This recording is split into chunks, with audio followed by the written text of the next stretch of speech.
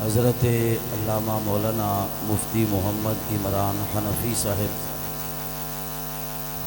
وقت کافی طویل ہو چکا، میں قبلہ بابا جی کے بارگاہ میں مائک پیش کرنے سے پہلے بے ادبی کی معافی چاہتے ہوئے حضرت قبلہ پیر طریقت رہبر شریعت آل نبی اولاد علی حضرت صاحبزادہ سید عمیر علی شاہ صاحب زنجانی دامت برکاتہم العالیہ، خلیفہ مجاز آستان عالیہ فقیر آباد شریف، یعنی میرے دادا مرشد کے اولین خلفاء میں سے، سینئر ترین خلفاء میں سے، میں قبلہ مفتی صاحب کے بیان سے پہلے حضرت کو خوش آمدید کا ہدیہ کہنے میں کوتاہی کر گیا۔ اللہ تعالیٰ آل نبی کے صدقے ہمیں حق پر استقامت عطا فرمائے۔ اسی کے ساتھ آج کے اس خوبصورت پروگرام میں تشریف لائے ہمارے اس علاقے کی جانی پہچانی معروف شخصیت، خطابت کے نام سے بہت بڑا نام، سنی تحریک کے سرگرم رہنما حضرت علامہ مولانا مفتی محمد رب نواز حقانی صاحب، اور تشریف لائے خطیب شہیر استاذ العلماء حضرت علامہ مولانا محمد عثمان نقشبندی صاحب، اور بزرگ عالم دین، ہمارے اس علاقے کی رونق حضرت قبلہ علامہ قاری محمد رمضان سعیدی صاحب، جن کی علمی حوالے سے کافی خدمات ہیں، سینکڑوں کے حساب سے حفاظ ان کے شاگرد ہیں، اور بہت ہی مخلص با اخلاق شخصیت ہیں، اور جمعیت علماء پاکستان کے اس علاقے کے رہنما ہیں۔ میں حضرت کو بھی خوش آمدید کہتا ہوں، اور تشریف لائے ہمارے اس علاقے میں دعوت اسلامی کے ورکر اور دعوت اسلامی کے ممبر جناب حضرت علامہ مولانا قاری محمد شفاقت عطاری صاحب، اور جامعہ فیض الرسول کے سربراہ بانی و محتمم حضرت علامہ مولانا مفتی غلام رسول یوسفی ہزاروی صاحب، اور میرے ادارے کے اساتذہ میں قراء حضرات قاری محمد عباس صاحب، قاری محمد عبدالعتیق صاحب، اور درس نظامی کے بھی تمام اساتذہ الحمدللہ تشریف لائے حضرت علامہ مفتی محمد واصف قادری صاحب، حضرت علامہ مولانا اخلاق احمد سعیدی صاحب، اور کرب و جوار کی مساجد کے ائمہ حضرات بھی تشریف فرما ہیں۔ ہربانسپورہ کے علاقے سے تشریف لائے حضرت علامہ مولانا مفتی محمد عبدالحفیظ قادری صاحب، اس علاقے میں یہ ذمہ دار ہیں تحریک اصلاح معاشرہ پاکستان کے۔ الغرض یہاں پر کافی تعداد میں مزید علماء جلوہ فرما ہیں، میں ہر ایک کا نام لیتا رہوں تو وقت کافی گزر جائے گا۔ آخر میں شکریہ ادا کروں گا میرے مسجد کی خدمات میں جو میرا سابقہ علاقہ تھا گاؤں للو بارڈر کے علاقے سے، الحمدللہ اس وقت میں 50% نہ بھی کہوں تو کم از کم 40% جو مجمع بیٹھا ہے وہ للو گاؤں سے آئے ہوئے نوجوانوں کا ہے۔ میں تمام جٹ برادری للو گاؤں سے جتنے بھی احباب تشریف لائے، میں سب کا شکر گزار ہوں۔ جانی پورہ سے جناب الحاج صوفی محمد شہزاد بٹ صاحب اور حاجی غلام مصطفیٰ قادری صاحب، میں ان کا بھی شکر گزار ہوں۔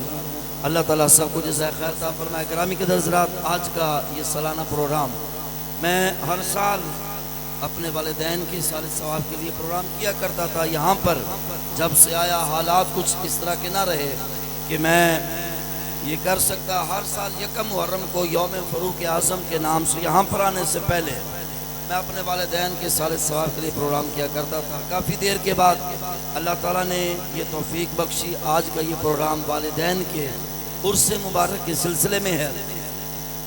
میرے والدین تعلیم کے لحاظ سے بالکل ان پڑھ تھے، لیکن اللہ تعالیٰ نے ان کو روحانی شعور اور ان کو اللہ تعالیٰ نے ہماری تربیت کے لیے جو عقلی شعور عطا فرمایا تھا. قبلہ بابا جی اکثر ہم ان سے سنتے رہتے ہیں. میں نے اپنے والدین کے ساتھ بہت کم وقت گزارا. میں ابھی حفظ میں پڑھتا تھا، والدہ صاحبہ دنیا سے پردہ فرما گئی. والد صاحب میری شادی تک حیات رہے، لیکن ان کی خدمت میں رہنے کا مجھے شرف نہیں ملا. میرے والد گرامی رحمت اللہ علیہ بالکل دیہاتی مزاج آدمی تھے، لیکن ان کے اندر ایک خاصیت تھی جو میں تحدیث نعمت کے طور پر اکثر اپنی مسجد میں بتایا بھی کرتا ہوں کہ ان کے کردار کے اندر وہ باتیں تھیں، ان کے عمل کے اندر وہ باتیں تھیں کہ جو ہم نے درس نظامی پڑھنے کے بعد فقہ کی کتابوں میں مسائل سیکھے. ایک بڑا مشہور مسئلہ ہے استبراء کا، اس کے میں کافی مرتبہ بیان کر چکا، اور الحمدللہ اس دور کے اندر میرے مرشد گرامی کی تربیت کے اندر یہ چیز ہے کہ پوری سختی کے ساتھ اپنے مریدوں کے اندر استبراء کا حکم فرما کے عمل کرواتے ہیں. یہ استبراء مردوں کے لیے واجب ہے. وہ مسائل جو میرے مقتدی بیٹھے ہیں سب نے سنے ہوئے ہیں. ہم ابھی چھوٹے تھے، بچے تھے، ہمیں پتہ نہیں تھا کہ یہ کیا ہوتا ہے. ہم دیکھتے تھے اپنے والد گرامی کو استبراء کے اوپر عمل کرتے ہوئے، میں معیوب لگتا تھا. سوچتے تھے یار ساڑھے ابا جی بھی شہنشاہ بندے نے، پیشاب کرنے کے بعد ٹور پہنتے نے بٹا لے کے، یہ کیا طریقہ ہے. کئی مرتبہ سوچتے تھے بات کریں، لیکن یہ بھی بات ہے کہ الحمدللہ ان کا روب اتنا تھا کہ ہم ان کے سامنے بات کرنے سے 1000 مرتبہ پہلے سوچتے تھے، پھر بھی اس کے بعد حوصلہ نہیں ہوتا تھا. اللہ تعالیٰ نے ان کو یہ مقام اور یہ روب عطا فرمایا تھا، لیکن وہ وقت گزرا. آج ہم نے وہ مسئلہ کتابوں میں پڑھا کہ یہ معاملہ تو شریعت کے اندر واجب ہے. نعرہ تکبیر، نعرہ رسالت، نعرہ رسالت. حضرت علامہ مولانا صاحبزادہ پیر طریقت رابر شریعت قاری محمد احمد فریدی صاحب تشریف لائے. میں حضرت کو دل کی گہرائیوں سے خوش آمدید کا تحفہ پیش کرتا ہوں.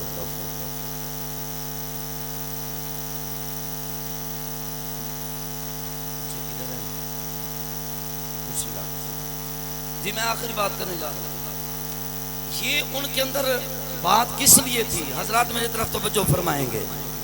یہ ان کے اندر بات کس لیے تھی؟ حالانکہ میں بابانگے تو ہول بتا رہا ہوں کہ بالکل ان پڑھ تھے، عالم نہیں تھے، مفتی نہیں تھے، حافظ قاری بھی نہیں تھے، لیکن پھر بھی احکام کے اوپر ان کا پورا عمل تھا.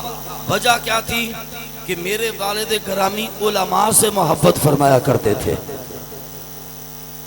یہ اللہ تعالیٰ نے میرے والد گرامی کو وصف عطا فرمایا تھا. بھی یہ 22 تاریخ کو میرے ماموں کے بیٹے کی شادی تھی قبلہ بابا جی کی معیت میں، وہاں پر جانا ہوا. ہمارے اس علاقے کے جو خطیب صاحب ہے نا، بہت جید پائے کے عالم ہے. پھرلو ٹردے پھردے کوئی ختمہ عالم مولوی نہیں، پائے کے عالم، بہترین مدرس آدمی ہے. اور ان کا انداز گفتگو اسی طرح سمجھانے کا جیسے قبلہ مفتی صاحب نے آپ کو مسائل سمجھائے.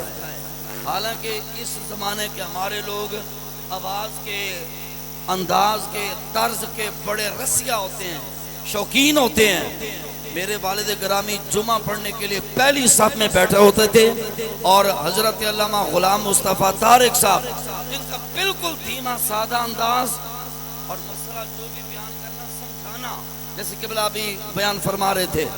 میرے والد صاحب جب بیٹھے ہوتے تھے نا جمعہ کا خطبہ سننے کے لیے، بالکل دنیا سے بے خبر، منہمک ہو کر، اور جب وہاں سے جاتے تھے نا جمعہ پڑھ کے، آخر میں، سب سے آخر میں مجھ سے نکلتے اور علامہ صاحب کو یہ کہہ کر جاتے تھے کہ حضرت دعا کرو اللہ میرے پترانو بھی عالم بنا چھڑے. یہ اتنی لمبی گفتگو کرنے کا مقصد یہ ہے کہ ہم اس وقت اگر کھڑے ہوئے ہیں، خاندانی علماء نہیں ہیں، ہمارے خاندان میں سب سے عالم، پہلے عالم، سب سے پہلے عالم، سب سے پہلے مفتی، سب سے پہلی پڑھی لکھی شخصیت یہ میرے بڑے بھائی جان تشریف فرمائے۔ اس کے بعد یہ سلسلہ شروع ہوا۔ ابھی خوبصورت انداز میں آپ نے بیان سنا، یہ میری خالہ کے بیٹے بھی ہیں اور بھائی جان کے داماد بھی ہیں، ان کے ساتھ میرے بھائی جان کے دوسرے داماد، بڑے داماد تشریف فرمائے۔ والد گرامی کی مانگی گئی ان دعاؤں کا ہماری نسل میں فیض یہ ہے کہ الحمدللہ اب ہمارے خاندان میں بچہ بچہ دین اسلام کا نوکر نظر آئے گا۔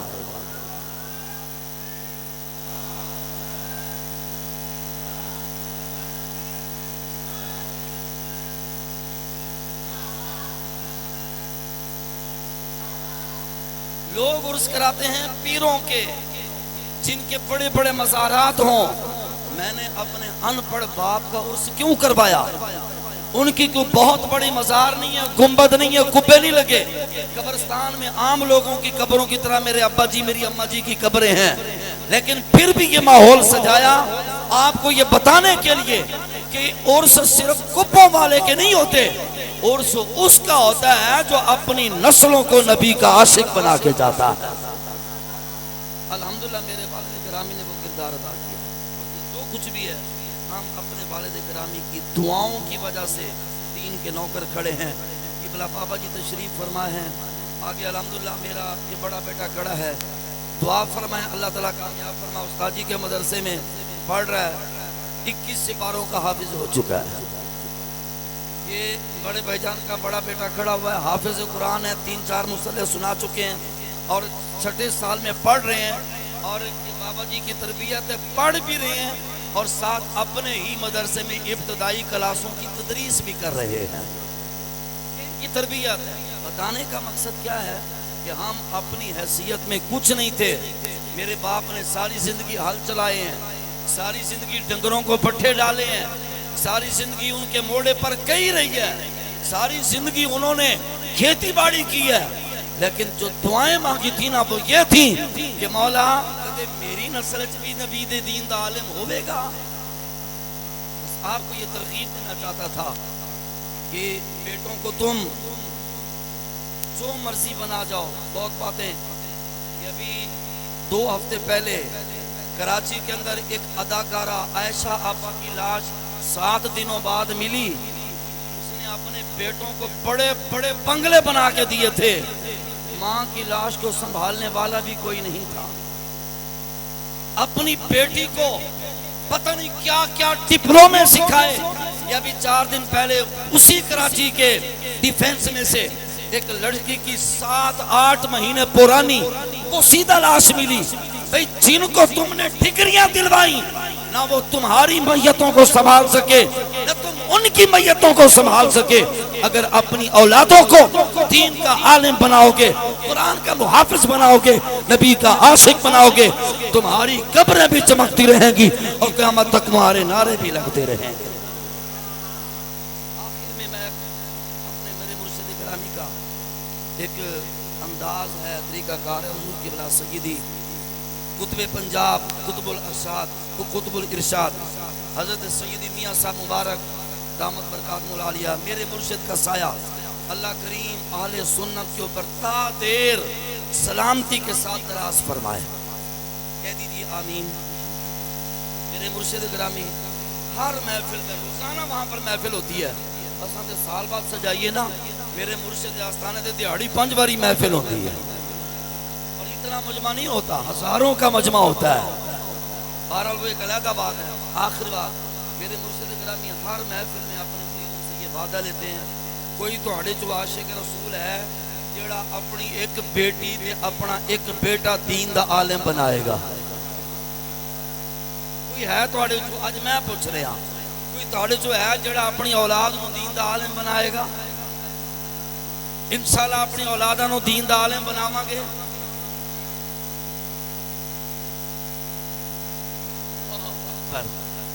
سبحان اللہ، نعرہ تکبیر۔ قبلہ صاحب نے بڑی سونی گل فرمائی، آپ نے توجہ فرمائی کہ بابیاں تے داڑھی آلیاں تے بزرگاں وڈیریاں ہاتھ چکے تے نوجواناں ہاتھ کوئی نہیں چکے۔ فرمایا کواریاں منڈیاں نو آکھو اور تساں بھی ہاتھ چک لو بیاہ اس طرح ہوئے گا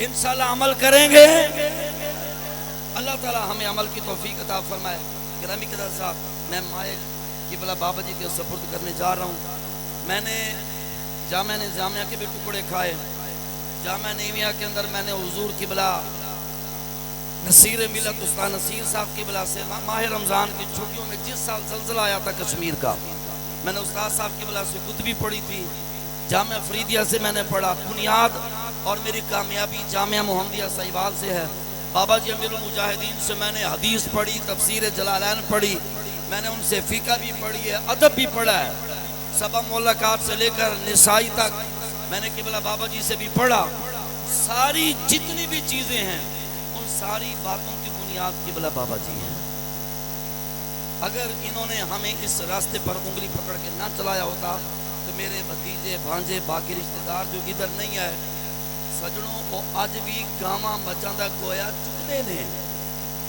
اسی جتھے بھی جانے لوگ ساڑھے ہاتھ چمتے یہ دین کی برکت ہے تو اللہ تعالیٰ ان بڑوں کا ہمارے اوپر جو تربیت والا شفقت والا پیار والا سایہ ہے سلامت رکھے آخری بات جو میں کہنے جا رہا تھا سچی دسنا اسی ویسے تے میرے عزیز بھائی نے بھی گفتگو سونی فرمائی انداز ہے اللہ تعالیٰ اور برکتیں عطا فرمائے میں ان کی نفی نہیں کر رہا میں صرف کہنا یہ چاہتا ہوں مسئلہ سننا چاہتا ہے